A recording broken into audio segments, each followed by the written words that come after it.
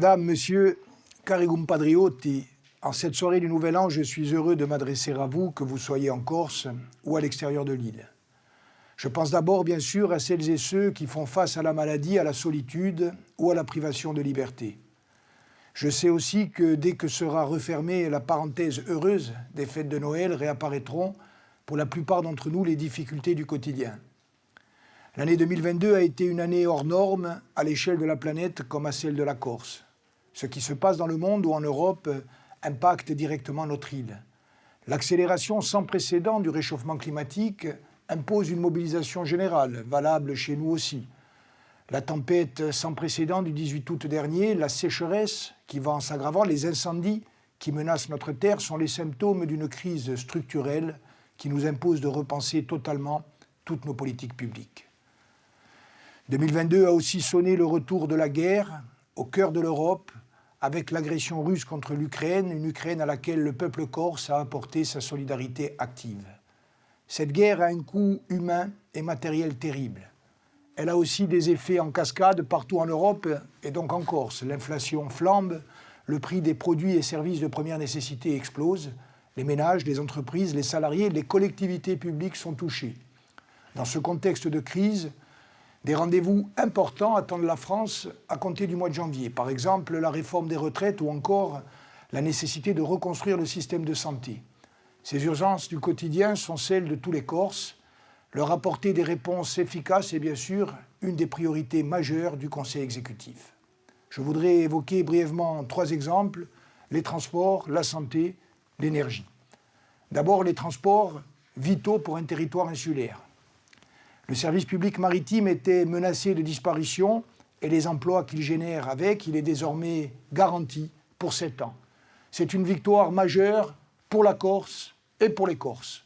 Ce temps sera mis à profit pour travailler à une compagnie maritime territoriale, diversifier nos circuits d'approvisionnement, diminuer notre dépendance aux importations, notamment en renforçant notre autonomie alimentaire. Le même combat nous attend dès 2023 pour le service public aérien. Enfin, nous poursuivrons au plan des transports intérieurs notre effort en faveur des chemins de fer de la Corse et de la modernisation des infrastructures routières. Les transports d'abord, la santé ensuite. La collectivité de Corse appuie une stratégie ambitieuse. Elle travaille avec l'ensemble des acteurs de la santé en faveur d'un centre hospitalier universitaire régional, en faveur des structures hospitalières existantes. Elle met en œuvre un plan exceptionnel de 15 millions d'euros pour la rénovation des EHPAD et s'investit dans l'implantation de maisons de santé sur tout le territoire. Transport, santé, enfin énergie. Dès janvier, nous proposerons à l'État de finaliser l'accord garantissant l'autonomie énergétique de la Corse à l'horizon 2050. Un accord qui inclut la fermeture de la centrale du Vadj, l'ouverture de celle du Ricante, le soutien accru aux énergies renouvelables, un grand plan de rénovation de 8500 logements sociaux et des collèges et lycées de Corse. Vous le voyez, nous relevons les défis découlant de l'agenda politique de la scène internationale, européenne et française, mais nous aurons aussi, dans les semaines à venir, des échéances importantes qui concernent au premier chef la Corse. Le combat pour la langue corse, la lutte contre la spéculation, l'engagement contre les dérives mafieuses sont essentiels, car il n'y a pas d'autre choix que de réussir à enrayer les mécanismes funestes qui menacent directement des éléments constitutifs de notre identité collective ou de notre vie démocratique.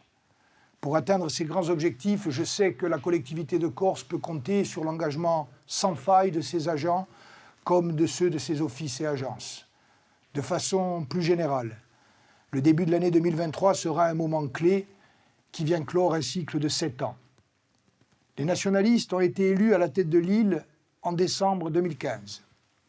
Pendant 7 ans, nous avons démontré de façon constante notre volonté commune à tous les nationalistes de construire une solution politique globale associant l'ensemble des forces vives de l'île. Pendant 7 ans, l'État et les gouvernements successifs ont traité le suffrage universel et les aspirations majoritaires des Corses par le mépris. Cette attitude a inéluctablement nourri un sentiment grandissant d'injustice et de colère. Elle a aussi affaibli le fait démocratique. Les mécanismes d'un retour à une situation de crise profonde se sont ainsi inexorablement mis en place. L'assassinat d'Ivan Colonna, en mars dernier, dans des conditions à propos desquelles nous exigeons justice et vérité, a été le facteur déclenchant d'une immense mobilisation populaire dans laquelle la jeunesse a tenu une place importante.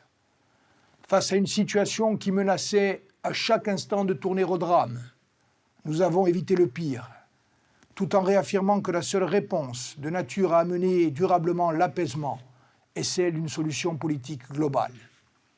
L'État, par la voix du ministre Gérald Darmanin, mandaté par le président de la République, a acté en réponse l'ouverture d'un processus dont il a affirmé qu'il avait, je cite, « une vocation historique et devait permettre de déboucher sur un statut d'autonomie ».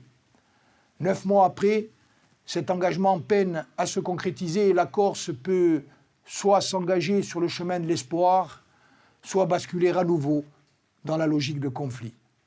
Les semaines à venir seront décisives et chacun en Corse et à Paris aura à éclairer ses choix. Je suis, en ce qui me concerne, malgré les difficultés, les obstacles, quelquefois les menaces, confiant, serein et déterminé. Il n'est, en démocratie, aucune légitimité plus forte que celle que confère le peuple à travers le suffrage universel. Vous m'avez confié un mandat, défendre la Corse, son peuple et l'intérêt général. J'ai prêté serment de le faire.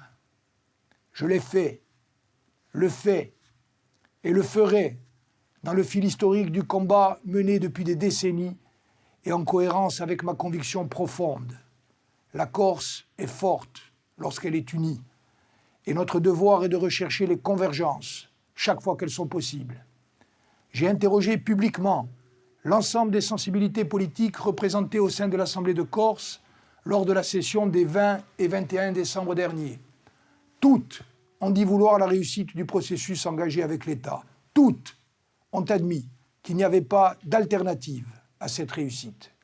À cet égard, la mobilisation massive des parlementaires, maires et présidents d'intercommunalités qui se sont prononcés à la quasi-unanimité en faveur d'une mesure de semi-liberté pour Pierre Alessandri et Alain Ferrandi montre combien la Corse aspire à ouvrir et écrire une nouvelle page de son histoire collettive.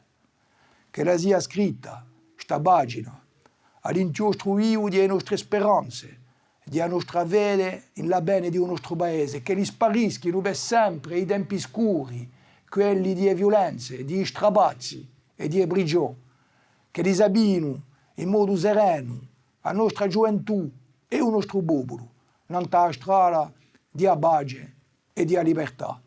Allora, e per compiere, come ogni anno, di cuore e distinto, in cui fervore, rispetto e fratellanza, a pace e a salute per voi e per tutti i vostri.